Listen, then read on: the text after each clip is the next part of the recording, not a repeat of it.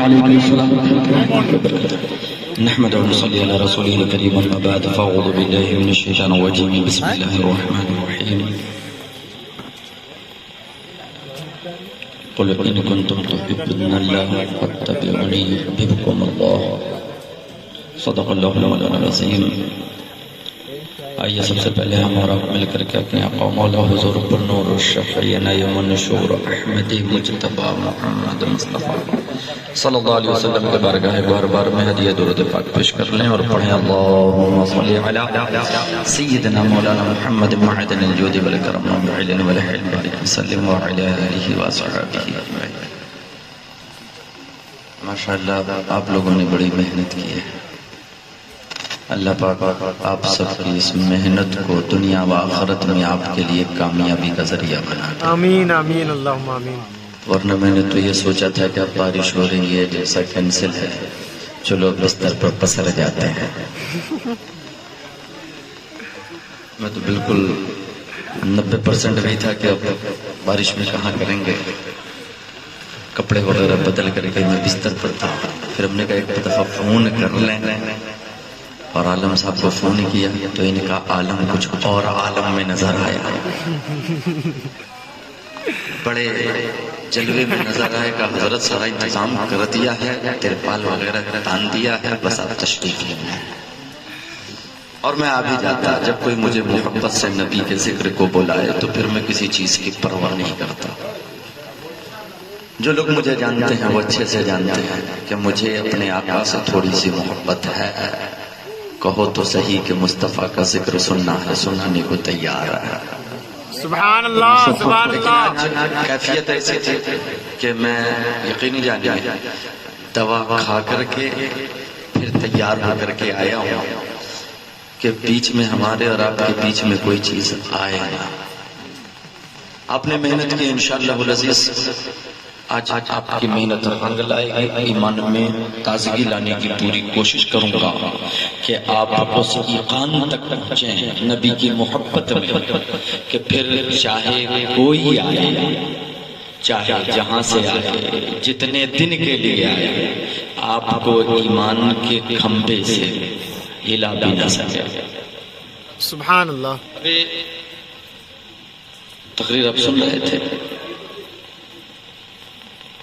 میرے ذہن میں موضوع ترتیب ہو رہا تھا. میں بیٹھا سوچ رہا تھا وہ کیا سنانا ہے. پہلی بات کہ وہ کیسے مسلمان ہیں جنہیں نبی کی میلاد منانے کے لیے دلیل چاہیے, اور اگر چاہیے آؤ پیارے دلیل دیتے. نوٹ کرو,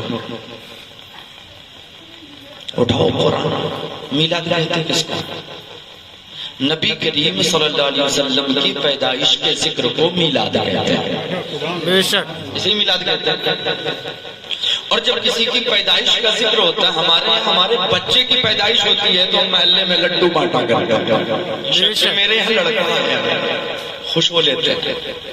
تو جو لڑکا جس کو مل جائے, ایک اولاد مل جائے, وہ پورے محلے کا منہ میٹھا کرے, تو وہ امتی کیوں نہ کرائے جسے رحمت کائنات مل گیا ہو.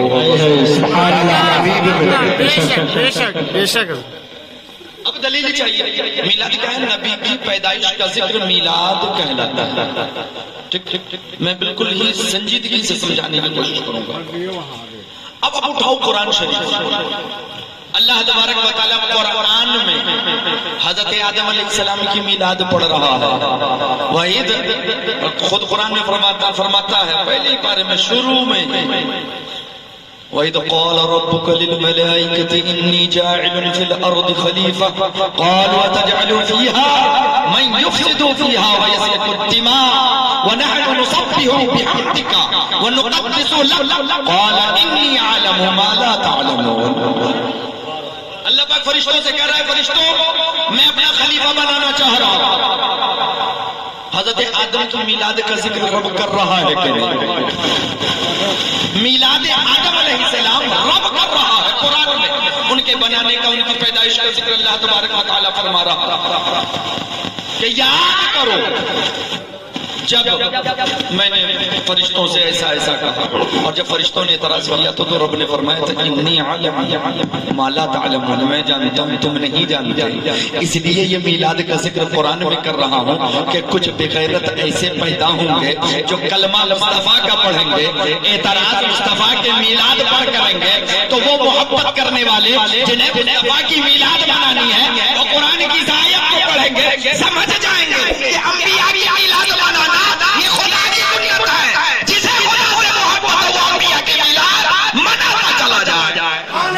واہ واہ واہ، سبحان اللہ سبحان رب نے دلیل دے دی کہ انبیاء کی میلاد میں منا رہا ہوں۔ حضرت یحییٰ کی میلاد کا ذکر قرآن میں، حضرت موسیٰ علیہ السلام کی میلاد کا ذکر قرآن میں، حضرت عیسیٰ علیہ السلام کی میلاد کا ذکر قرآن میں، حضرت عیسیٰ کیسے پیدا ہوئے، حضرت مریم کیسے حاملہ ہوئی، حضرت عیسیٰ پیدا ہوئے تو قوم سے کیا کلام کیا، ساری پیدائش کا ذکر قرآن میں موجود ہے۔ اب یہ سارے انبیاء کرام کی میلاد کا ذکر خدا قرآن میں کیوں کر رہا؟ انبیاء کی سیرت کا ذکر کرتے، آج یہ بڑے اتفاق سے کہتے ہیں ارے محفل منعقد کی ہے سیرت سناؤ۔ ہم نے کب کہا ہم سیرت مصطفیٰ نہیں سناتے؟ ہم سناتے ہیں مگر پہلے میلاد مصطفیٰ سنانے کے بعد۔ اب اگر سیرت ہی دین کا حصہ ہوتا، سیرت ہی سب سے اہم چیز ہوتی، تو اللہ تبارک و تعالیٰ انبیاء کرام کے میلاد کا تذکرہ قرآن میں نہ کرتا، سب کی سیرتیں بیان کرتا، کہتا رہنے دے میلاد۔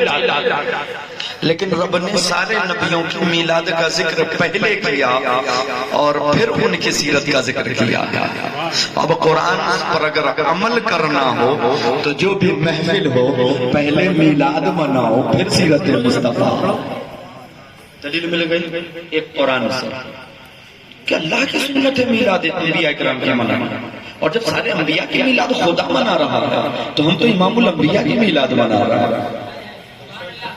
سبحان اللہ، اور یہ اللہ کی سنت ہے میلاد مصطفیٰ۔ جو بیٹھے ہوئے ہیں سنانا، میلاد سنانا یہ خدا کی سنت ہے، سننا فرشتوں کی سنت ہے۔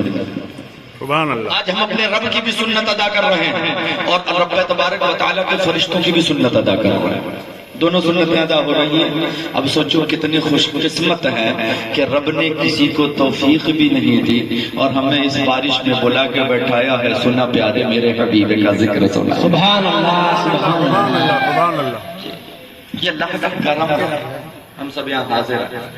اب اس کے بعد کہیں کہ نبی کریم صلی اللہ علیہ وسلم نے اگر اتنی اہم چیز تھی تو نبی نے میلاد کیوں نہیں منائی؟ رگوا پانی پیارے آقا دو جہاں صلی اللہ علیہ وسلم نے بھی میلاد منائی، بس بات اتنی سی ہے کہ کچھ لوگ حدیث کو پڑھ کر سمجھنے کی کوشش کرتے ہیں، کچھ وہ ہیں جو اپنے مقصد کی پڑھتے ہیں، جو مقصد کی نہ ہو اس سے آنکھ بند کر لیتے ہیں۔ مسلم شریف اب کہیں گے ہم حدیث پیش کرتے ہیں، حوالہ نہیں، حوالہ بھی نہیں۔ مسلم شریف حدیث نمبر 1162، کتنی؟ 1162۔ راوی حضرت ابو قتادہ رضی اللہ تعالیٰ عنہ صحابی رسول اللہ، مسلم شریف کی حدیث سنا، حدیث نمبر 1162۔ حدیث آپ سن لو، پھر کسی بھی کوئی بھی ہو اس سے اس کا ترجمہ کرنا، ترجمہ کرنے کے بعد پھر اس سے پوچھنا کہ اب بول میلاد سنت ہے یا بدعت ہے۔ حدیث کے الفاظ سن، ان ابی قتادہ ان رسول اللہ صلی اللہ علیہ وسلم سئل عن قوم الاثنان۔ حضرت ابو قتادہ سے مروی ہے کہ نبی کریم صلی اللہ علیہ وسلم سے سوموار کے دن روزہ رکھنے کے بارے میں پوچھا گیا۔ سبحان اللہ، یہ مسلم شریف سے حیث ادا کیا، کوئی نہیں ضعیف حدیث ہے، مسلم کی سنا رہا ہوں، سب کے مدرسے میں پڑھائی جاتی ہے، مگر وہ ہیں جن کو نبی سے محبت نہیں، محبت بری حدیثیں انہیں نظر نہیں آتی۔ جب محبت ہو تب یہ حدیثیں نظر بھی آتی ہیں، سمجھ میں آتی ہیں۔ حدیث نمبر یاد رکھنا 1162، کتاب کا نام مسلم شریف، راوی حضرت ابو قتادہ، آقا دو جہاں صلی اللہ علیہ وسلم سے پوچھا گیا یا رسول اللہ آپ سوموار کو روزہ کیوں رکھتے ہیں؟ سوموار کو روزہ کیوں رکھتے ہیں؟ جمعہ سید الایام اس دن رکھتے ہیں، مگر آپ ہر سوموار کو روزہ رکھتے ہیں۔ آپ صلی اللہ علیہ وسلم سوموار کو اور جمعرات کو یوم الخمیس کو روزہ رکھا کرتے ہیں۔ صحابہ کرام نے فوراً سوال کیا یوم الخمیس کے بارے میں سوال کیا رسول اللہ جمعرات کو روزہ کیوں رکھتے ہیں؟ نہ پوچھا تو مجھے ایک بات سمجھ میں آ گئی کہ جمعرات کی اہمیت جتنی سنیوں میں ہی اتنی صحابہ میں بھی تھی۔ اگر جمعرات کو وہ نہ جانتے تو پوچھتے رسول اللہ جمعرات کو روزہ کیوں رکھتے ہیں؟ مگر وہ جانتے تھے یہ جمعرات ہے۔ سنیوں سے پوچھو کہ جمعرات کتنی بابرکت ہے کہ ہمیں جو رزق ملتا ہے ہم جمعے کی رات کے صدقے میں اس دن اچھے سے اچھا کھاتے ہیں، اپنے گھر والوں کو کھلاتے ہیں، اور اسی کا صدقہ ہے کہ سال بھر اللہ پاک اور چنا چنا کھلاتا ہے، ہمیں حلوہ پوڑی بریانی کھلاتا ہے اور کسی کو پوڑی سبزی کھلاتا ہے۔ سب کی اپنی اپنی قسمت ہے۔ صحابہ نے جمعرات کے بارے میں نہیں پوچھا یا رسول اللہ جمعرات کو روزہ کیوں رکھتا ہے؟ نہیں پوچھا یوم یا رسول اللہ سوموار کو روزہ کیوں رکھتے ہیں؟ اب ایک سوموار کو رکھ لیا ہو ٹھیک ہے، اگلے سوموار کو رکھ لیا ہو ٹھیک ہے، مگر ہر سوموار کو روزہ رکھا۔ صحابہ کرام نے فوراً سوال کیا رسول اللہ آپ نے سوموار کو روزہ کیوں رکھتے ہیں؟ اب جواب سنو۔ آقا صلی اللہ علیہ وسلم ارشاد فرماتے ہیں فیہ ولدت وانزل علی، سوموار کو روزہ میں اس لیے رکھتا ہوں کہ اس دن میں پیدا کیا گیا تھا۔ سبحان اللہ۔ سوموار کو روزہ اس لیے رکھ رہا ہوں کہ اس دن میں پیدا ہوا تھا اور اسی دن میری بعثت ہوئی تھی، یعنی اسی دن مجھ پر قرآن کا نزول شروع ہوا تھا۔ سوموار کے دن پر نزول قرآن کا، سوموار کے دن پر صاحب قرآن کا نزول۔ سبحان اللہ سبحان اللہ۔ قرآن میں نازل ہوا سوموار کو، صاحب قرآن میں نازل ہوا سوموار کو۔ آقا فرماتے ہیں اس لیے میں روزہ رکھتا ہوں کہ سوموار کو میں پیدا کیا گیا۔ اب سنی سال میں ایک دفعہ میلاد منا لے تو مرچے لگ جاتے ہیں، اب رحمت اللہ العالمین سے پوچھو ہر ہفتہ میلاد منا رہا ہے۔ کچھ لوگوں کو لگتا ہے کہ یہ بچوں کی یوم پیدائش منانا یہ بھی بدعت ہے۔ نہیں، سنت ہے، بڑی ذمہ داری سے کیا ہے۔ ہمارے گھر میں بچے ہوتے ہیں تو ان کی بھی میلاد منانا سنت ہے۔ سنت اس لیے ہے کہ آقا صلی اللہ علیہ وسلم نے ہر ہفتے اپنی میلاد منائی، ہر سوموار کو آپ صلی اللہ علیہ وسلم روزہ رکھتے تھے۔ کس لیے؟ اس دن میں پیدا کیا۔ ہم تو بچوں کا بھی میلاد ہر دن تھوڑی مناتے ہیں کہ منگل کو پیدا ہوا ہر منگل کو میلاد منائیں۔ نہیں، ہم اتنا نہیں کر سکتے تو کم سے کم اتنا ضرور کرتے ہیں کہ نہ ہفتے میں نہ مہینے میں مگر سال میں ایک دفعہ تو مصطفیٰ کی سنت ادا کر لی جائے۔ اب اس کی پوری تشریح کروں گا انشاءاللہ۔ آپ لوگ بارش میں بیٹھے ہیں، رحمت خدا بندی میں اٹھیں گے تو اس یقین کے ساتھ کہ اب کوئی کچھ بھی چیخے مجھے مصطفیٰ کی میلاد منانی ہے۔ پہلے قرآن سے دلیل دے دی، اب جس کو نہ سمجھ میں اس سے کہ قرآن کھول دیکھ اللہ نے انبیاء کی میلاد پڑھی ہے۔ جب خدا انبیاء کی میلاد پڑھ سکتا ہے تو خدا کے بندے کیوں نہیں؟ سبحان اللہ۔ خدا کے بندے ہیں، خدا نے جو کام کیا وہ ہم کر رہے ہیں، تو سوال ایک کریں گے یہ لوگ خدا نے کرنے کو تھوڑے ہی کہا ہے، اللہ پاک نے نہیں کہا ہے، کہا ہے، میں اس کو بھی دلیل دوں، لیکن ان کا پہلا اعتراض ہے اللہ نے کیا ہے مگر کرنے کو کہا نہیں ہے۔ اب اس کو ایک مثال سے سمجھیں۔ آپ کا امام صاحب مسجد کے صحن میں جھاڑو لگا رہا ہے، 4-5 برتن لے کے پہنچے، اب جتنے نمازی ہیں سب نے دیکھا امام صاحب جھاڑو لگا رہے ہیں۔ امام صاحب پہنچے اور کہا اے فلاں نے اٹھ چل جھاڑو لگا، حکم ہے، اب تو کرنا پڑے گا کیونکہ امام کا حکم ہے۔ امام کا مرتبہ بہت بڑا اور امام کا مرتبہ اپنی جگہ، کل ہماری نمازوں کے ساتھ امام بھی پیش کیا جائے گا۔ اگر آج امام صاحب کو ناراض کیا کل امام صاحب نے کہا یہ میرا مقتدی نہیں تو میری تو نماز گئی۔ ہر نماز کے ساتھ امام بلایا جائے گا، اس فراق میں نہ رہنا کہ آپ چلے جاؤ گے نماز لے کے، اللہ پاک پوچھے گا کس کے پیچھے، اس کے پیچھے، بولا امام سے پوچھا جائے گا اس کی نماز کی ذمہ دار ہو، کہے گا ہاں اللہ پاک تمہاری نماز قبول فرمائے۔ اب سوال یہ کہ امام کا حکم ہے کر گزر. اب اس میں کوئی محسوس کچھ نہیں ہوتا، امام نے کہا اس نے کیا ہے. لیکن امام صاحب جھاڑو لگا رہے ہیں، 10 لوگ بیٹھے ہیں، اس میں سے ایک اٹھا بڑھا، امام نے کہا نہیں، اٹھا گیا امام صاحب کے ہاتھ سے اس نے جھاڑو لیا، کہا آپ رہنے دیں، میرے رہتے ہوئے آپ جھاڑو لگائیں میں لگاؤں گا. اب دیکھنے سے کیا پتا چلا، اگر حکم دے تو سب کریں گے کیونکہ حکم ہے، لیکن بغیر حکم کے امام صاحب کر رہے ہیں تو ان کے ہاتھ سے جھاڑو لے کر وہی شخص جھاڑو لگائے گا جس کو امام سے محبت ہوگی، جس کو امام سے محبت ہوگی وہ اب آگے بڑھے گا. امام صاحب جب یہ کام کر رہے ہیں تو مجھے بھی اپنے امام سے محبت ہے، مجھے بھی کرنا. آج ہم نہیں لے پائے ہاتھ سے، ٹھیک ہے، کل امام صاحب کو دیکھا تھا جھاڑو لگاتے، آج میں بڑھ کے جھاڑو لگاؤں گا کیونکہ امام صاحب لگا رہے ہیں تو اس کا مطلب اس میں زیادہ اجر ہوگا کیونکہ یہ جانکار ہے اور یہ ڈھونڈ ڈھونڈ کے وہی کام کریں گے جو سب سے زیادہ ثواب والا ہوگا. تو جو سب سے اچھا کام ہے، جو سب سے بڑھیا کام ہے، امام صاحب کر رہے ہیں. اب امام سے جس کو محبت ہے وہ جھاڑو لے کے اگلے دن مسجد میں تعینات ہے، مجھے بھی لگانا ہے، اس میں زیادہ اجر ہے. اور یقیناً ہے آقا فرماتے ہیں جس نے مسجد سے ایک دن کا اپنی زندگی میں مسجد کی صفائی کی ہو، اللہ پاک اس کے صدقے میں اس کے قبر کو روشن فرمائے. سبحان اللہ سبحان اللہ. اب امام کون کرے گا؟ جس کو امام سے محبت ہوگی. ویسے اللہ پاک نے قرآن میں حکم دیا کہ صلاح نماز پڑھ. اب جس کو اپنے رب سے محبت ہو وہ بھی پڑھے گا کیونکہ حکم ہے خدا کا، جسے نہ ہو وہ بھی پڑھے گا. اللہ پاک نے فرمایا آتیموا الصیام، روزہ رکھو. کہیں حج کا حکم دیا، کہیں روزے کا، کہیں صدقات کا، کہیں زکات کا حکم دیا. تو اب وہاں محبت کی بات نہیں ہوگی کیونکہ حکم ہے تو اب ہر ایک بندے کو کرنا ہی کرنا ہے. مگر کچھ کام ایسے ہیں جس کا خدا نے حکم نہیں دیا ہے مگر بتایا ہے میں کر رہا ہوں. میلاد انبیاء کی پڑھی ہے، حکم نہیں دیا. نبی پر درود پڑھا ہے، حکم نہیں دیا. دیکھنا یہ ہے کہ جس کو مجھ سے محبت ہوگی وہ میری عطا ہے. نبی پر درود بھی پڑھے گا، انبیاء کی میلاد بھی پڑھے گا.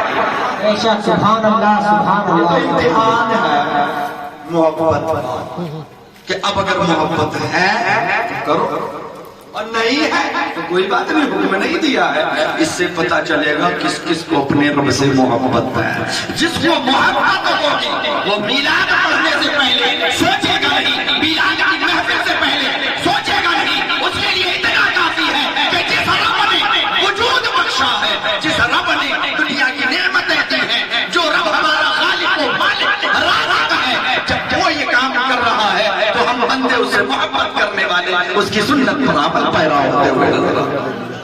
نعرہ تکبیر، نعرہ تکبیر، نعرہ رسالت، نعرہ رسالت.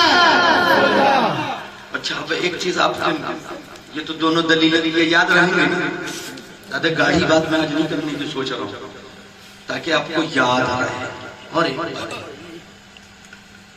اب یہ ہو گیا کہ کوئی یہ نہیں کہہ سکتا. دوسرے حدیث مصطفیٰ موجود ہے بخاری شریف اور مسلم شریف کی حدیث نمبر 1162 میں نے سنا تھا. اب اس سے ایک مسئلہ ہوا تھا، میں نے ابھی آپ سے کہا کہ میں بڑی ذمہ داری سے کہہ رہا ہوں کہ یوم پیدائش منانا یہ عیسائیوں کا طریقہ نہیں ہے. لوگ کہتے ہیں عیسائیوں کا طریقہ ہے، برتھ ڈے کو مناتے ہیں. بھئی کس کی برتھ ڈے مناتے ہیں؟ بولے عیسیٰ علیہ السلام کا. میں نے پوچھا بھئی کب مناتے ہیں؟ بولے 25 دسمبر کو. میں نے کہا اچھا 25 دسمبر کو حضرت عیسیٰ علیہ السلام پیدا ہوئے تھے. یہ کس نے کہا ہے آپ سے؟ سن عیسوی کی ابتدا عیسیٰ علیہ السلام جب 33 سال کے ہو گئے، آسمان پر اٹھائے گئے، تب سن عیسوی کی یعنی جنوری، فروری، مارچ، اپریل، مئی، جون، جولائی، اگست، ستمبر، اکتوبر، نومبر، دسمبر، اس کی ابتدا حضرت عیسیٰ علیہ السلام کے پیدائش کے 33 سال کے بعد ہے. یہ مہینہ بنا بعد میں جب عیسیٰ علیہ السلام آسمان پر اٹھائے گئے تب، اور عیسائیوں کے مطابق جب سلی دیے گئے تب یہ مہینہ بنا. تب سے یہ سن چل رہا ہے. اور عیسیٰ علیہ السلام اس سن کے بننے سے 34 سال پہلے پیدا ہوئے، تو پھر جب مہینہ ہی نہیں بنا تھا تو پتہ کیسے چلا کہ 25 دسمبر کو عیسیٰ علیہ السلام پیدا ہوئے تھے؟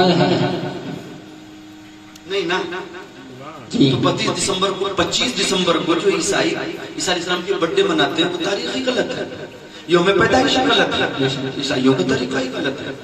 اب رہ گئے ہمارے مصطفیٰ کا طریقہ، تو آپ صلی اللہ علیہ وسلم نے ہمیں صحیح حدیث کے ذریعے ہم تک پیغام پہنچا دیا کہ میں ہر سوموار کو اپنی میلاد منا رہا ہوں، سبحان اللہ، اس میں میں روزہ رکھ رہا ہوں، اپنے رب کا شکر ادا کر رہا ہوں۔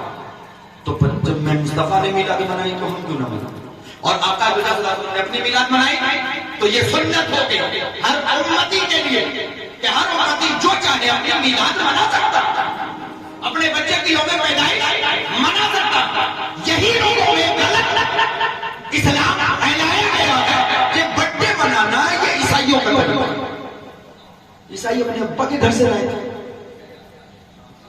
کہاں سے آئے بھئی؟ کیوں؟ جب ہمارے آقا صلی اللہ علیہ وسلم نے اپنی میلاد منائی تو یہ طریقہ عیسائیوں کا کیسے ہو گیا؟ یہ طریقہ تو مصطفیٰ کا ہو گیا، سبحان اللہ، سبحان اللہ، مصطفیٰ کا ہو گیا، اسی طریقے میں برکت ہے، اسی طریقے کا نام اسلام ہے۔ لیکن پریشانی ایک اور کھڑی ہے، جانتے اور پریشانی جانتے کیا کھڑی ہوتی ہے؟ پریشانی یہ کھڑی ہوتی ہے بجانے یہ دیش آزاد ہے اور یہاں ہر کسی کو اپنے کام کا خود مکمل اختیار ہے۔ تو اب سوال ایک اور ہوتا ہے کہ میں نے حدیث سنا دی آپ کو کہ آپ صلی اللہ علیہ وسلم نے اپنی میلاد منائی، اب بغیر دلیل نہیں، دلیل قرآن سے حدیث، اور اپنے بچوں کی آپ میلاد منانا چاہتے ہیں، میلاد منائیں یا سنت ہے، یہ سنت مصطفیٰ صلی اللہ علیہ وسلم یوم پیدائش ہے، یہ شکران نعمت ہے کہ اللہ تبارک و تعالیٰ خود فرماتا ہے وَأَمَّا بِنِعْمَةِ رَبِّكَ فَحَدِّثْ، اور رہا کہ تمہیں چاہیے کہ اپنی رب کی نعمتوں کا خوب خوب چرچا کرو۔ بے شک ہر بیٹے کو جو نعمت سمجھ رہا ہے، اپنی بیٹی کو جو نعمت سمجھ رہا ہے، ہر سال اس شکران نعمت میں رب کا شکر ادا کر رہا ہے کہ آج ہی کا دن ہے جس دن اللہ پاک نے اپنے فضل سے مجھے بیٹا عطا کیا، آج ہی کا دن ہے، آج ہی کی تاریخ ہے جس دن رب تبارک و تعالیٰ نے مجھے بیٹے جیسی نعمت عطا کی۔ یہ شکران نعمت ہے، اسی کا حکم قرآن دے رہا ہے کہ اپنے رب کی نعمتوں کا چرچا کرو۔ اب یہ والا جو پارٹ ہے کچھ لوگوں کو بہت بھاری گزرنے والا ہے۔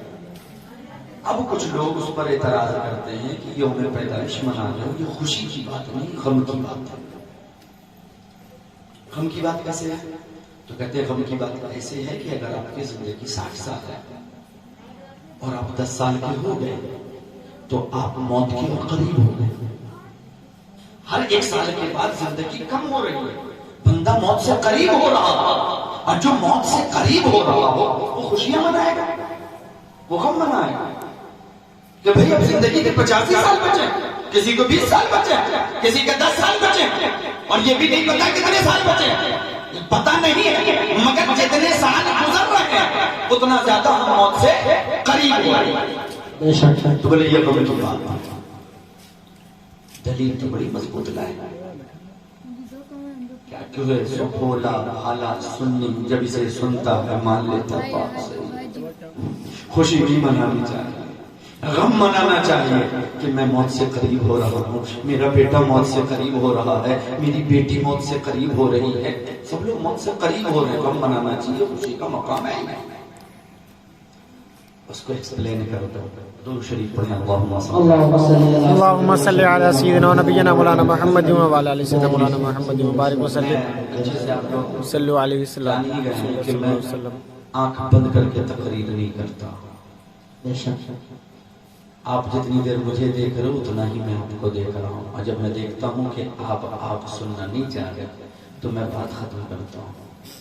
ہاں تو آپ کے چہرے پر لگنا چاہیے کہ آپ سن رہے ہیں، ورنہ میں وما علینا البلاغ کرتے مجھے دیر نہیں لگے، کیونکہ میرا ماننا یہ ہے، وہ الگ میٹر ہے کہ ایک مقرر صاحب تقریر کرتے تھے آنکھ بند کر کے، کہیں کہیں تو بڑی لمبی تقریر ہو جاتی ہے، ایک جگہ گئے تقریر شروع کری، آنکھ بند تقریر کرتے جا رہے ہیں، جب تھوڑی دیر گزر گئی آنکھ کھولی تو دیکھا سب لوگ چلے گئے، ایک بندہ سامنے بیٹھا، دیکھ کے بڑی حیرت میں سمجھے باقی کسی کے تقریر سمجھ میں نہیں ہے، اسی کے اکیلے سمجھ میں ہے۔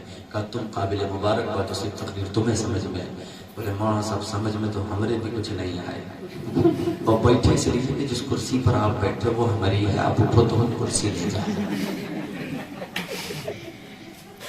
جس کی کرسی پر بیٹھا اسے تو بیٹھنا ہی پڑے گا۔ اب انہیں حیرت ہوگی یار یہ تو بڑا ہے، کچھ انتظام کیا جائے جس سے یہ خلفشا نہ ہو۔ تو انہوں نے اپنے ایک دوست سے رابطہ کیا، انہوں نے بڑی غور و خوض کرنے کے بعد کافی جانتے ہیں کمپٹ لا کے دیا، کہا مولانا صاحب یہ کمپٹ اگر آپ چوسنا شروع کریں گے تو 1 گھنٹہ یہ چلے گا۔ مولانا صاحب کو مل گیا، صدری کی جیب میں کمپٹ رکھ کے لاتے، جہاں تقریر کرنے بیٹھے کمپٹ اٹھاتے منہ میں رکھتے، آنکھ بند، تقریر شروع، کمپٹ ختم، تقریر ختم، جب تک کمپٹ چلے تب تک تقریر چلے، کمپٹ ختم تقریر ختم۔ ایک دن جیب میں ہاتھ ڈالا، نکالا، منہ میں رکھا، تقریر شروع، چلتے جا رہے ہیں، کمپٹ ختم ہی نہ ہو، کمپٹ ختم نہ ہو، آنکھ کھولا، سب چلے گئے۔ اب حیرت میں کہ یار آج کمپٹ کو کیا ہوا، یہ ختم نہیں ہو رہا، منہ سے نکالا تو دیکھا صدری کا بٹن تھا۔ اب تر و تازہ ہو گئے، تر و تازہ ہو گئے، تو نیچے والے جھوم کر کے درود شریف پڑھیں، اللهم صل على سيدنا ونبينا محمد وبارك وسلم، صلوا عليه صلاة وسلاما دائما سرمدا عليه۔ اب اعتراض بڑا اٹھا کہ بھائی موت سے قریب ہو رہے خوشیاں کیسے منائیں؟ اب اس کو سمجھنے کے لیے پہلے میں آپ کو کہتا سناؤں گا، جو بخاری شریف میں ہے، آقا کو جمع صلی اللہ علیہ وسلم نے ارشاد فرمایا، اور یہ سب وہ لوگ بھی پڑھتے ہیں، اتنی مشہور ہے کہ سب کو پتہ ہے۔ آقا فرماتے ہیں کہ یہ دنیا مومن کے لیے قید خانہ ہے اور کافر کے لیے جنت۔ بے شک مومن کے لیے کیا ہے یہ دنیا؟ قید خانہ ہے، کیونکہ ہمارے ابا حضور پیدا کیے گئے، جنت میں بسائے گئے، اور ہمارے ابا کا گھر کہاں ہے؟ جنت۔ تو بیٹوں کا بھی وہی گھر ہوتا ہے جو ابا کا ہوتا ہے، تو ہمارا گھر کہاں ہے؟ جنت، کیونکہ ہمارے ابا کا بھی گھر ہے، ہمارے ابا پیدا کیے گئے، بسائے کہاں گئے تھے؟ جنت میں۔ اللہ پاک نے منع کیا کہ کھانا نہیں مگر کھا لیا، اور کھایا بھی بڑا بہترین سی بات ہے، اس میں عیب نہیں، کھایا بھی اس چکر میں جہاں کسی کا کوئی چکر نہیں چلتا۔ امی حوا کھڑی ہوگی، بولے میں بھی کھا لوں آپ بھی کھا لو۔ آدمی سب کو منع کر سکتا ہے، اپنی بیگم کو نہیں۔ آج بھی ہمارے گھر میں یہی ہوتا ہے کہ وہاں آ کر کے ساری سب چیزیں دھری کی دھری رہ جاتی ہیں۔ اب آپ لوگوں نے نہ رہتی ہو نہیں تو رہتے، میں وہاں جانے کے بعد کچھ نہیں بولتا، ساری اپنی علامہ گیری، ساری عقل مندی جیب میں رکھ کر کے خالی بغیر کسی عقل مندی کے اپنی بیگم کے پاس جاتا ہوں، بہترین خوش مزاجی والی زندگی گزر رہی ہے۔ وہاں عقل لگانے کی ضرورت نہیں۔ ابا بزرگ اللہ پاک نے منع کیا کھانا نہیں، بطور سزا کے میاں بھیجے گئے۔ اللہ پاک نے فرمایا فَأَضَلَّهُمَا الشَّيْطَانُ فَأَخْرَجَهُمَا مِمَّا كَانَا فِيهِ، کہ ان دونوں کو شیطان نے پھسلا دیا تو پھر انہیں وہاں سے نکلوا دیا جہاں سے وہ تھے۔ دنیا میں ہم اس لیے بھیجے گئے بطور سزا، اسی لیے نبی کریم صلی اللہ علیہ وسلم نے فرمایا کہ مومن کے لیے دنیا قید خانہ، سزا کے لیے انسان کہاں بھیجا جاتا ہے؟ منالی، کشمیر، لداخ، جیل میں۔ تو یہ دنیا کو آپ کشمیر، لداخ اور جنت نہ سمجھو، یہ قید خانہ مومن کے لیے، کافر کے لیے جنت ہے۔ اب آپ بتاؤ جو قید میں سزا ملی ہو سال بھر کی، اب اگر 4 مہینہ گزر گیا وہ خوش ہوگا یا دکھی منائے گا؟ خوش ہوگا، کچھ بولے، خوش ہوگا۔ سال بھر کی سزا ملی، 6 مہینے گزر گئے، خوش ہوگا یا غم منائے گا؟ خوش ہوگا۔ لیکن اس کو اور ذرا میں کھول کر کے سمجھا دوں، آپ کے محلے میں ایک بندہ سائیکل چوری کرتے ہوئے پکڑا گیا، اور جیسے ہی پکڑا گیا سب لوگوں نے اس پر اپنی ہتھیلی کی کھجلی مٹا دی۔ ہاں جیسے چور پکڑا جاتا نا تو پھر سب کھجلی مٹاتے ہیں. جس کی ہتھیلی میں کھجلی ہو ادھر سے ہے, 2 تماچے ادھر سے ہے, بیچارہ چور بغیر سزا کے بہت سارا پٹ جاتا ہے. اب پکڑا گیا, پٹ گیا. پٹنے کے بعد پھر تھانہ فون کیا, بولے پولیس والے کو بولا اس کو پکڑا. پھر پولیس والے گئے, بیوی کا سارا غصہ حوالات میں اس چور پر نکالا, بیچارہ ڈبل پٹا. پھر اس کے بعد کورٹ میں جج کے سامنے پیشی ہوئی, جج نے سنائی 6 مہینے کی سزا. اب بتاؤ وہ چور 6 مہینے کے لیے لکھنؤ جیل میں ہے. 1 مہینہ گزرا, خوش ہوگا یا دکھی؟ ایمانداری سے 6 مہینے کی سزا ملی ہے. ہر 1 مہینے کے گزرنے کے بعد وہ خوش ہوگا کہ یہاں سے اب چھوٹیں گے, اپنے گھر جائیں گے, بیوی بچوں میں جائیں گے, اپنے گھر کے آرام میں جائیں گے. یہاں بچھونا بھی صحیح نہیں ہے, اوڑھنا بھی صحیح نہیں ہے, کھانا بھی صحیح نہیں ہے. گھر جائیں گے, کھانا بھی بڑا بڑا ملے گا, بیوی بڑھیا بڑھیا پکائے گی, ہم موج سے کھائیں گے. اب ہر مہینہ گزر رہا ہے, وہ بندہ خوش ہوگا یا دکھی؟ خوش ہوگا. اب پیچھے والے نے سمجھ میں فارسی میں نہیں بول رہا, خوش ہوگا یا دکھی؟ خوش ہوگا. ہر مہینے کے گزرنے کے بعد وہ خوشیاں منائے گا. لیکن وہی ایک اور بندہ مل جائے جس کو 6 مہینے کی سزا ملی تھی چوری کی. 6 مہینے کے بعد چھٹ کر کے اپنے گھر جانے والا تھا, مگر جیل میں اس نے مرڈر کر دیا. 6 مہینے کی سزا تھی, اب اس نے مرڈر کر دیا. اب کہو, پھر جج کے سامنے پیشی ہوگی, جج سزا سنائے گا. اچھا اس کی سزا تو 6 ہی مہینے کی تھی, لیکن کیونکہ اس نے جیل میں قید میں رہتے ہوئے مرڈر کیا ہے, اس لیے اب اس کو لکھنؤ سے نکالو. 6 مہینہ چوری کی سزا بھگتنے کے بعد یہاں سے اس کو تہاڑ بھیج دو. اب دونوں کی کیفیت ملاحظہ کیجیے. جس کو 6 مہینے کے بعد گھر چھوٹنا ہے, ہر مہینے کے بعد خوشی منائے گا. لیکن جس کو 6 مہینے کے بعد تہاڑ جانا ہے, ہر مہینے کے بعد وہ کیا منائے گا؟ غم. کہ یہاں کم سے کم ہے کبھی بیوی آ جاتی ہے اور قیمہ بھنڈی لے آتی ہے, کبھی بیٹا آتا ہے قیمہ آلو لے جاتا ہے.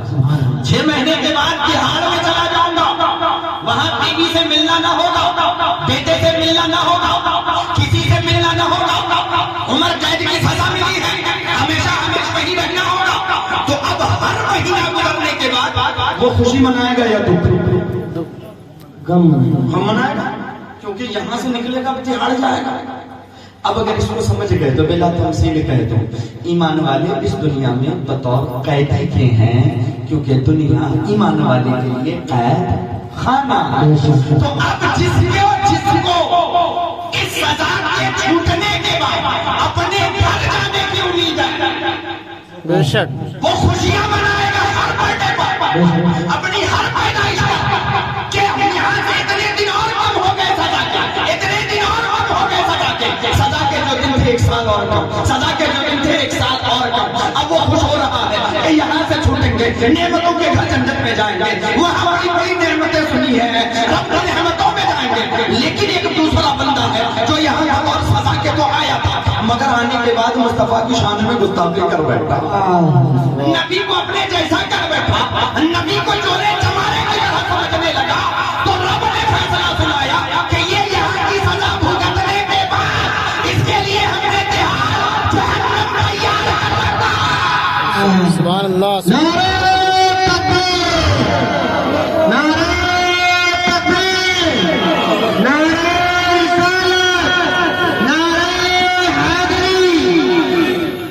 اب اگر آپ سمجھ گئے مثال کو, نہ سمجھو پھر سے ایکسپلین کر سکتا ہوں, سمجھ گئے ہیں تو اب جو میلاد کی خوشیاں مناتے نظر آئیں, جانو یہ قید سے چھوٹیں گے, اپنے گھر جنت جانے والے ہیں.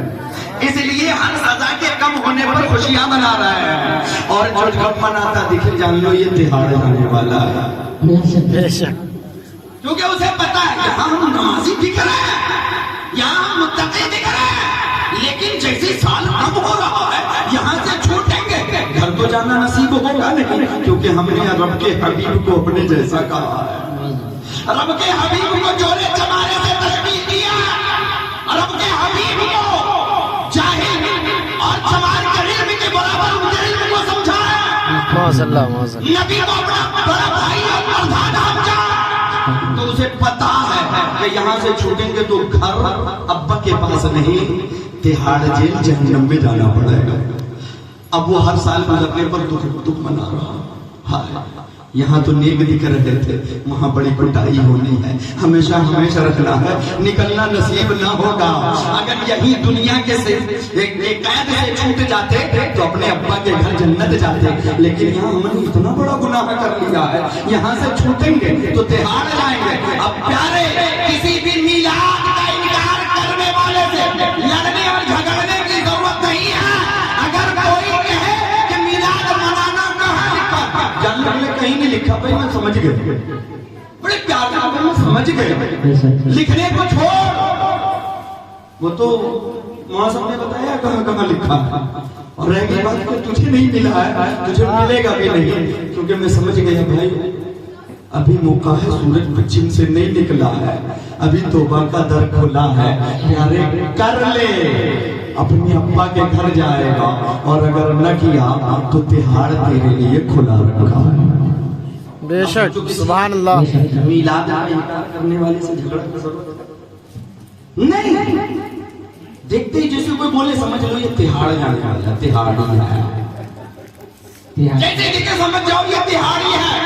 اسی لیے علماء اہل سنت کہتے ہیں ہم جنتی، ہمارے رسول جنتی، ہمارے اولیاء جنتی، ہمارے شہداء جنتی، ہم جن صحابہ کو مانے وہ صحابہ جنتی، اور ان سب کو جو جنت کا مستحق ملا ہے وہ مالک جنت مصطفیٰ کے صدقے میں ملا ہے۔ اس لیے ہم کہتے ہیں یہ جنتیوں کا کام ہے، جنتیوں کا مطلب ہے۔ سبحان اللہ، سبحان اللہ، سبحان اللہ۔ اور ہم جہنمی کیوں کریں؟ اب اسے تو درد ہوگا ہی، اور وہ مچل رہا، یہ سب کے سب یہ کر رہے ہیں جنت چلے جائیں گے، اور ہم تہاڑ۔ اس لیے مرچی لگی ہوئی ہے ہر غبارے پر، ہر روشنی پر، ہر جھنڈیوں پر مچلتا جا رہا ہے، تڑپتا جا رہا ہے۔ اور ایک حدیث سنا تھا، ایمان میں تازگی آ جائے گا۔ علامہ نصفی تفسیر نصفی میں ایک روایت حضرت ابو ہریرہ رضی اللہ تعالیٰ عنہ سے نقل فرماتے ہوئے لکھتے ہیں کہ جب آقا ابلیس جو ہے چار دفعہ ابلیس خوب دھاڑے مار مار کے رویا، چار دفعہ۔ پہلی جب اللہ پاک نے اسے مردود قرار دیا، جب اسے مردود قرار دیا گیا تو بہت دھاڑے مار مار کے رویا۔ تیسری جب اللہ پاک نے اپنے دربار میں سے اسے نکال دیا، خوب دھاڑے مار مار کے رویا۔ تیسری جب آقا دو جہاں صلی اللہ علیہ وسلم پیدا ہوا تو خوب رویا۔ یہ تفسیر نصفی سارے فرقوں کے مدرسوں میں پڑھائی جاتی ہے، یہ بھی پڑھے کہ میلاد مصطفیٰ پر شیطان خوب رویا تھا۔ چوتھی جب سورہ فاتحہ نازل ہوئی تو شیطان بہت رویا تھا۔ چار دفعہ ابلیس اپنی زندگی میں خوب دھاڑے مار مار کر کے رویا۔ دو تو ہم سے پہلے کی مردود قرار دیا گیا، اللہ کی بارگاہ سے نکالا گیا، اور جب آقا پیدا ہوئے اور جب سورہ فاتحہ نازل ہوا تو اب میلاد مصطفیٰ پر روتا کون ہے؟ شیطان۔ اور شیطان میلاد مصطفیٰ یعنی آقا کی ولادت پر رونے والا کون؟ شیطان۔ اور جس کو میلاد مصطفیٰ پر رونا آئے وہ کون؟ تو ہم شیطان والے نہیں ہیں، ہم رحمان والے۔ سبحان اللہ، سبحان اللہ۔ میلاد مصطفیٰ سے مرچی لگنا یہ شیطان کی سنت ہے، میلاد مصطفیٰ کو بار بار منانا یہ رحمان کی سنت ہے۔ سبحان اللہ، سبحان اللہ۔ اللہ اکبر، اللہ اکبر، یا رسول اللہ زندہ باد، اللہ اکبر، یا رسول اللہ۔ اب آپ لوگوں کو سمجھ میں آ گیا میلاد مصطفیٰ کیسے منانا۔ اب کیا اس سے کبھی ہلنا ہے؟ نہیں نا؟ کوئی کچھ کہے ہم نبی کی میلاد منانے والے ہیں، مناتے رہیں گے۔ پیدا ہوئے ہیں تب سے میلاد مصطفیٰ میں شرکت کر رہے ہیں، خدا کرے ہمارا جنازہ بھی میلاد مصطفیٰ میں ہوتے۔ ہم وہ نبی سے محبت کرنے والے ہیں کہ ہمیں نبی کے آنے سے محبت ہے، نبی کے دنیا میں رہنے سے محبت ہے، نبی کے جانے سے محبت ہے۔ نہ سمجھے تو بتا دوں کہ ہمیں میلاد مصطفیٰ سے بھی پیار ہے، مصطفیٰ کا زندگی گزارنا یعنی سیرت مصطفیٰ سے بھی پیار ہے، مصطفیٰ کا جانا یعنی شفاعت مصطفیٰ سے بھی پیار ہے۔ اور جسے میلاد سے پیار ہو، سیرت سے پیار ہو، اللہ تبارک و تعالیٰ کا اسے شفاعت مصطفیٰ نصیب فرمائے۔ سبحان اللہ سبحان اللہ۔ اور جس کو بنیاد ہی سے نفرت ہو، پہلے تو میلاد ہے نا، پھر سیرت۔ اب کوئی کہے نہیں بنیاد نہیں ڈالنا، یہ شرک ہے۔ بنیاد نہیں ڈالنا یہ کفر ہے، بنیاد نہیں ڈالنا یہ بدعت ہے۔ اب اس پر مکان کیسے بنے گا؟ ہوا میں، اور ہوا میں کوئی مکان بنا اسے ہوا محل کہتے ہیں، اور ہوا محل ایک ہوا میں بکھر جایا کرتا ہے۔ تو جو بنیاد چھوڑ کر دین کی بات کرتے ہیں ان کی دین بھی ہوا ہوائی ہے، بے شک اس کی نہ یہاں اصل ہے نہ رب کے حضور اصل ہے۔ اور جو بنیاد سے دین کی بات کرتے ہیں یعنی میلاد مصطفیٰ سے لے کر وصال مصطفیٰ تک پورے کو دین سمجھتے ہیں، ان کی بنیاد مضبوط ہے، بنیاد بھی مضبوط ہے۔ اور جب رب کے حضور جائیں گے تو مصطفیٰ کی محبت جو مضبوط تھی اس کے صدقے مضبوط شفاعت ملے گی۔ سبحان اللہ سبحان اللہ۔ اب یہ ہے میلاد کی اہمیت۔ لوگ کہتے ہیں کیوں منانا؟ ٹھیک ہے سنت ہے تو بہت ساری چیزیں سنت ہیں، کیا ہر سنت پر عمل کرتے ہو؟ اسی ایک سنت پر کیوں عمل کرتے ہو؟ اب اسی ایک سنت کو بار بار ہر سال کیوں مناتے ہو؟ سوال کوئی کر سکتا؟ اب تک کی تقریر سمجھ میں آئی ہے نا؟ پیچھے والے یاد ہے؟ میں اس لیے بہت دقیق بات نہیں کر رہا، بالکل ایسے کہ آپ میں سے ہر ایک کو یاد ہے۔ دوسری سوال ہو سکتا ہے بھائی کیوں ہر سال کا؟ ہاں یہ سوال صحیح ہے کہ بھائی میلاد تو اس کو جواب دو پیارے، اللہ پاک فرماتا ہے کہ میری نعمتوں کا چرچا کرو، خوب خوب میری نعمتوں کا چرچا کرو۔ فرماتا وَأَمَّا بِنِعْمَةِ رَبِّكَ فَحَدِّثْ، کہیں فرماتا ہے کہ لَإِن شَكَرْتُمْ لَأَزِيدَنَّكُمْ، رب فرماتا ہے اگر تم میری نعمتوں کا شکر ادا کرو گے تو میں نعمتیں بڑھاؤں گا۔ سبحان اللہ سبحان اللہ۔ میری نعمتوں کا چرچا کرو، کیوں کرو؟ کہ جتنا چرچا کرو گے اتنی نعمتیں زیادہ دوں گا، جتنا زیادہ میری نعمتوں کا بول بالا کرو گے اتنی زیادہ نعمتیں تمہیں عطا کروں گا۔ اس لیے مسلمانوں اس چیز کو آج گانٹ باندھ کر کے رکھ لو کہ اللہ نے جس حیثیت میں رکھا ہے اس حیثیت کا پہنو، اللہ نے جس حیثیت میں رکھا اس حیثیت کا پہنو، اس حیثیت کا کھاؤ، اس حیثیت سے اپنی زندگی گزارو۔ کہ اگر اس حیثیت سے نہیں گزارا تو یہ ناشکری ہے، کفران نعمت ہے کہ خدا نے تمہیں اچھا پہننے والا بنایا ہے مگر پہن رہی ہو، پہن نہیں رہے ہو۔ حضرت عمر فاروق ایک بیٹھے ہوئے ہیں درہ لیے، ایک صحابی گزرے سادہ سودہ سا کپڑا پہنے ہوئے، بولا ادھر آئے، بولے تو بڑا مالدار ہے، ہاں ہوں، بولے تو پھر یہ غریبوں والا کپڑا کیوں پہنا؟ بولے میں نے سادگی اختیار کی۔ حضرت عمر فاروق اٹھے، درہ نکالا، 7 درہ مارا۔ درہ جانتے ہیں؟ ارے گھوڑے کو لگنے والے چابک دکھائے، پیچھے ڈنڈا کوڑا، وہی کوڑا، 7 کوڑا مارا۔ صحابی رسول تو سادگی اختیار کر رہا ہے، تجھے یہ یاد نہیں کہ اللہ نے جو نعمت دی ہے اس نعمت کا اظہار بھی ہونا چاہیے۔ سبحان اللہ۔ یہ کفران نعمت ہے، اللہ نے جس حیثیت کا تمہیں بنایا ہے، تمہارے کردار سے، تمہارے کپڑے سے، تمہارے رہن سہن سے، تمہاری وہ نعمت جو اللہ پاک نے تمہیں حیثیت دی وہ حیثیت کا اظہار ہونا چاہیے۔ اسی لیے آپ دیکھتے ہیں وہاں صاحب بہت بڑھیا پہن کے رہتے ہیں، انہوں نے پتہ ہے کفران نعمت نہیں کرنی ہے۔ اس لیے جو سادگی والا ڈھکوسلا لوگوں نے پہلا کچھ نام نہاد پیروں نے بولے ہم سادگی اختیار کریں، عربوں کی پراپرٹی رکھے، سادگی کا ڈھنگ رچانے والے، وہ صرف اس لیے کہ تم آؤ پھنسو پیر صاحب بڑے اچھے ہیں۔ کفران نعمت جو نعمت ہے اس کا اظہار ہونا چاہیے۔ اب آئیے موضوع کی طرف۔ اللہ پاک نے فرمایا میری نعمت کا چرچا کرو۔ میرا سوال یہ ہے کہ آپ کیسے کریں گے؟ اللہ پاک فرماتا ہے وَإِن تَعُدُّوا وَلَا تُحْصُوهَا، تحصوه، یہ تو ہے کہ اللہ پاک فرماتا ہے اگر تم میری نعمتوں کو گننا چاہو تو تم گن نہیں سکتے۔ قرآن میں فرماتا فبی ای اعلی ربکما تکذبان، تو اپنے رب کی کس کی نعمت کو جھٹلاؤ؟ جب گن ہی نہیں سکتے، مولا تو کہہ رہا میری نعمت کا چرچا کر، تو ہم اسی چیز کا چرچا کریں گے نا جس کو ہم جانیں گے کہ یہ ہے یہ ہے یہ ہے، چلو اس کا چرچا کر لیا. لیکن اللہ خود فرماتا ہے کہ میں نے اتنی نعمتیں تمہیں دی ہیں کہ تم کو گن نہیں سکتے. اب رب کی بارگاہ میں ہم پوچھا یا اللہ جب تیری نعمت کو ہم گن ہی نہیں سکتے تو اس کا چرچا کریں کیسے؟ بے حد و بے حساب تیری نعمت ہے. ہماری زندگی ایک لمٹ میں اور بے حساب چیز کو ہم اپنی لمیٹڈ زندگی میں کیسے کاؤنٹ کر سکتے؟ جب کاؤنٹ نہیں کر سکتے تو اس کا چرچا نہیں کر سکتے، جب گن بھی نہیں سکتے تو اس کا تذکرہ کیسے کر سکتے؟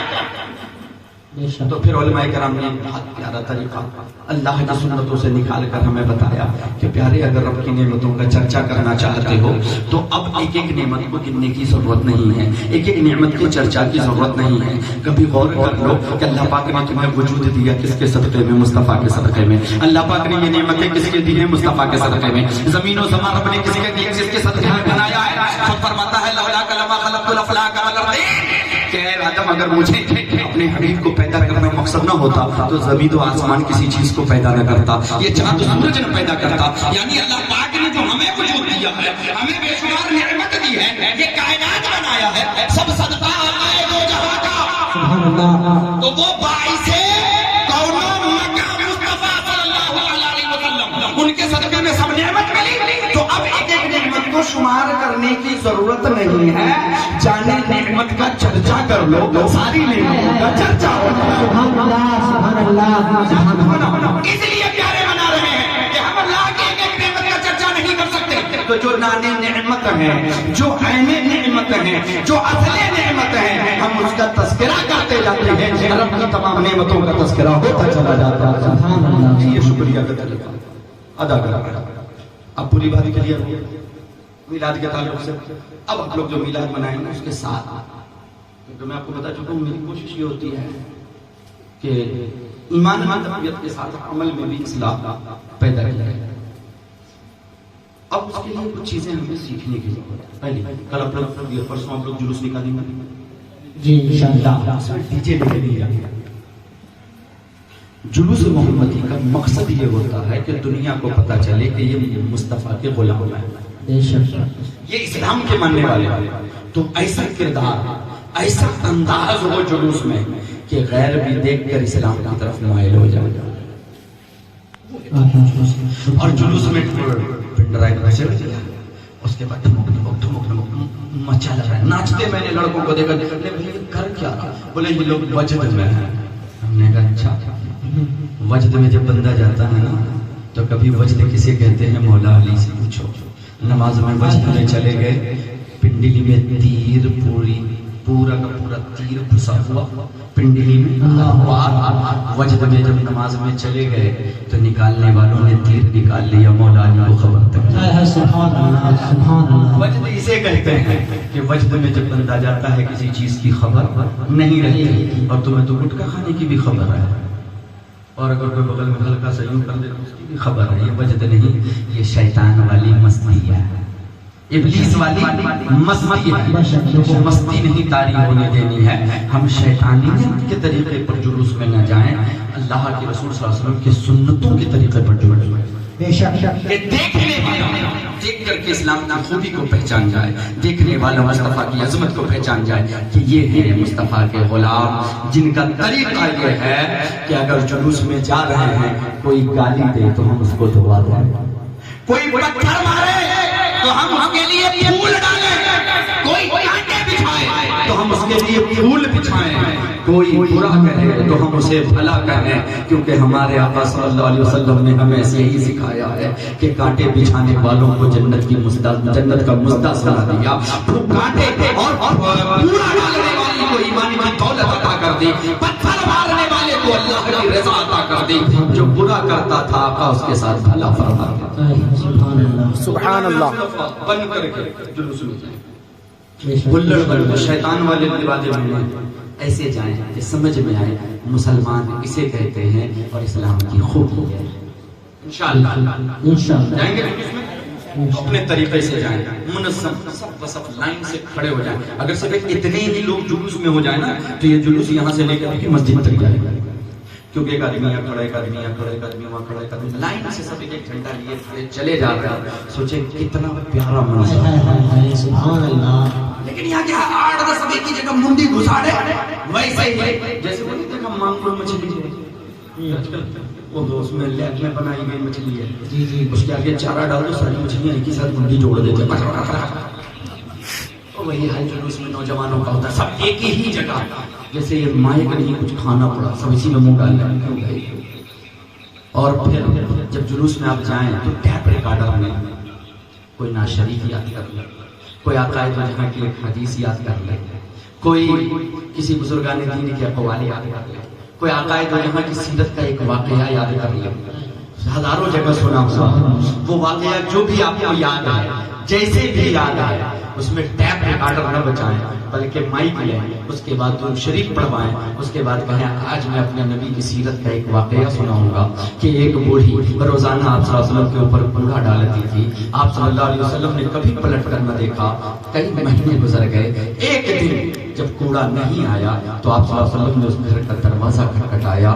لوگوں نے پوچھا کیا بات ہے, آپ دروازہ کیوں کھٹکھٹا رہے ہیں؟ ارشاد فرماتے ہیں یہاں چھت سے ایک عورت میرے اوپر کوڑا ڈالتی تھی, آج کوڑا نہیں آیا تو میں اس کی خیریت میں آیا ہوں. اس کے گھر والے لے کر کے گئے, کہا وہ بیمار ہے, سخت بیمار ہے. قریب پہنچے, خیریت پوچھی, بڑھیا نے دیکھا پہچان گئی. بولے کیوں آئے ہیں؟ اسے لگا آج میں بیمار ہوں تو یہ مجھے جھگڑا کرنے آئے ہیں, مجھے باتیں سنانے آئے ہیں. مگر پیارے آقا گئے, سرہانے بیٹھے, سب پر محبت سے ہاتھ پھیرا اور کہا بڑے اما غم نہ کر, جلدی اچھی ہو جائے گی. اللہ اکبر. آپ صلی اللہ علیہ وسلم نے جب یہ اخلاق کریمہ نہ دکھایا, بڑھیا حیرت میں ڈوب گئی. کہا میں تو کوڑے ڈالتی تھی, آپ میری خیریت لینے آئے ہیں. کہا بڑی اما تیرا کام کوڑا ڈالنا ہے, میرا کام پوری قوم کو کوڑے سے بچانا ہے. سبحان اللہ. سبحان اللہ سبحان اللہ. کہ کریمہ نہ دیکھا. بڑھیا نے کہا جس کا اخلاق اتنا اعلیٰ ہو وہ کبھی بھی آسرا چھوڑے گا نہیں, کبھی وہ پریشانیوں میں چھوڑے گا نہیں. دنیا میں بھی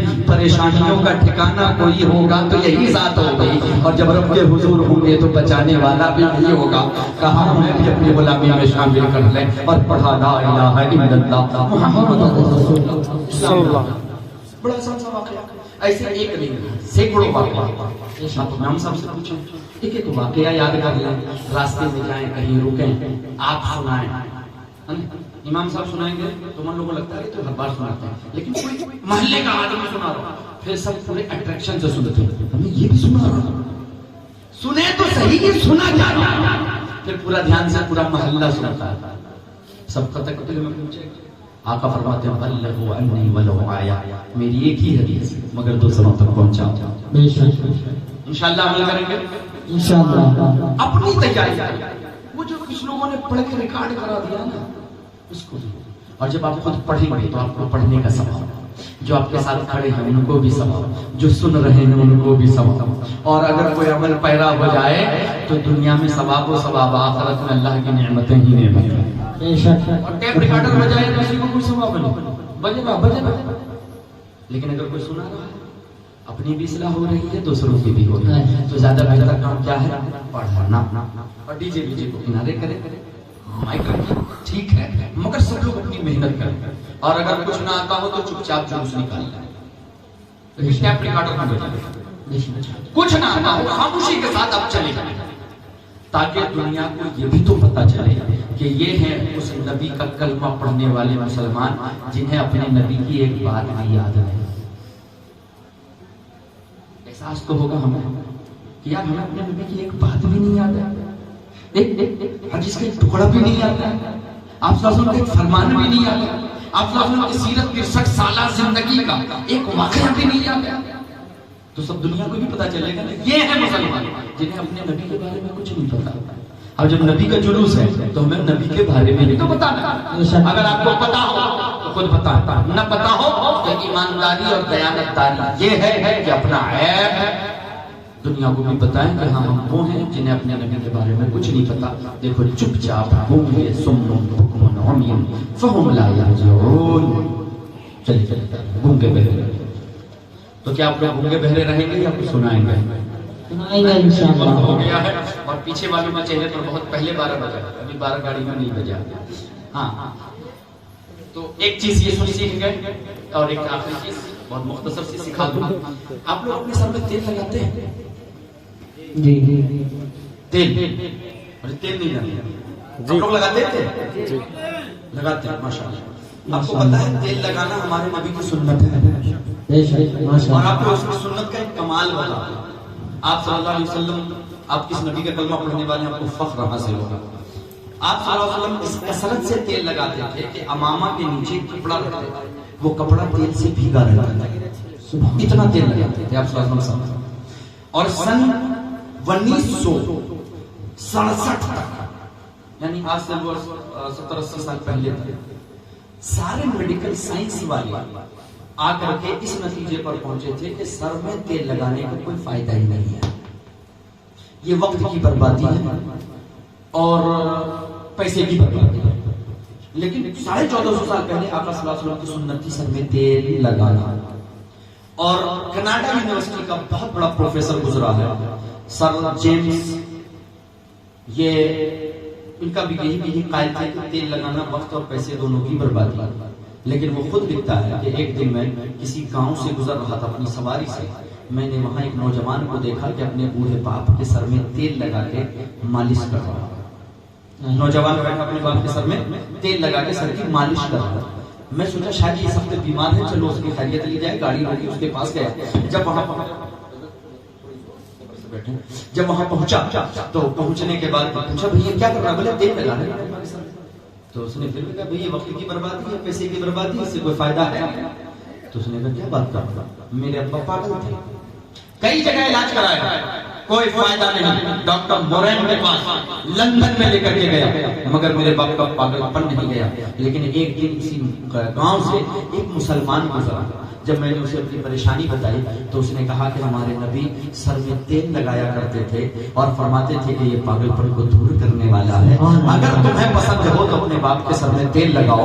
بولے آج مجھے 27 دن ہو رہے ہیں میں اپنے باپ کے سر میں روزانہ تیل لگاتا ہوں، سر کی مالش کرتا ہوں. 27 ہی دن گزرے ہیں کہ میرا باپ آج مکمل تندرست توانا ہے. سبحان اللہ سبحان اللہ سبحان اللہ. ڈاکٹر سر جیمز کا کہنا ہے کہ میں نے اس کی رپورٹ دیکھی، یقیناً پاگل تھا. اور اب میں نے جب اس کا اینالائز کیا بالکل اچھا تھا، میری بالکل سوچ بدل گئی. میں اپنے مطلب میں آیا، جتنے دماغی مریض سے سب کو تیل لگانے کا مشورہ دیا. اور جب سب نے تیل لگایا میری امید سے زیادہ لوگ جلدی اچھے ہوتے ہوئے نظر آیا. سبحان اللہ سبحان اللہ. سوچے ہمارے نبی کی سنت میں کتنی برکت ہے. اور پھر اس نے اس پر مکمل سر جیمز نے مکمل ریسرچ کیا. ریسرچ کرنے کے بعد وہ پہلا شخص تھا جس نے دنیا کو بتایا کہ حبیب کبریا کی جو سنت ہے کئی بیماریوں کا اس میں علاج ہے. تم جو یہ کہہ رہے ہو کہ تیل لگانا وقت اور پیسے کی بربادی ہے، پیارے نہیں، سر میں تیل لگانا یادداشت کو قوی کرتا ہے، آنکھوں کو روشن کرتا ہے، پٹھے کے درد سے انسان کو محفوظ رکھتا ہے. جوڑوں کے درد میں سر کا تیل لگانا جوڑوں کے درد میں انسان کو محفوظ کرتا ہے. اور انہوں نے اس ریسرچ کو پیش کیا. آج یہ عالم ہے کہ پوری دنیا سر کے مساج کو، تیل لگانے کو صحت کے لیے بہترین ذریعہ مان رہی ہے. اور آقا دو جہاں کی سنت پر سبھی عمل کرتے ہیں. سبحان اللہ. نعرہ تکبیر، نعرہ تکبیر، نعرہ رسالت، نعرہ رسالت، جشن عید میلاد النبی. اب آپ یہ سنت سیکھ گئے، اس پر عمل کر رہے ہیں، بڑی اچھی بات.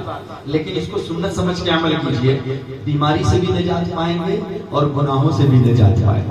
سبحان اللہ. عمل کرنا عبادت ہے، اور جب آپ عبادت کریں گے اجر ملے گا. تو تیل لگائیں، سنت سمجھ کے لگائیں، پھر دیکھیں اللہ پاک کیسی برکتوں سے ہم سب کو نوازتا ہے. خود لگائیں، بچوں کو، ہماری ماں بہنیں ہیں. تیل لگائیں. تیل نبی کریم صلی اللہ علیہ وسلم تل کا تیل لگایا کرتے ہیں کیونکہ وہ گرم ملک ہے. تل کا تیل ٹھنڈا ہوتا ہے تو وہ دماغ کو زیادہ فائدہ پہنچاتا تھا. تو ہم لوگ اس ملک میں ہیں جہاں سردی گرمی سب پڑتی ہیں، تو اس حساب سے ٹھنڈیوں کے دنوں میں گرم تیل یوز کریں، گرمیوں کے دنوں میں ٹھنڈا تیل یوز کریں.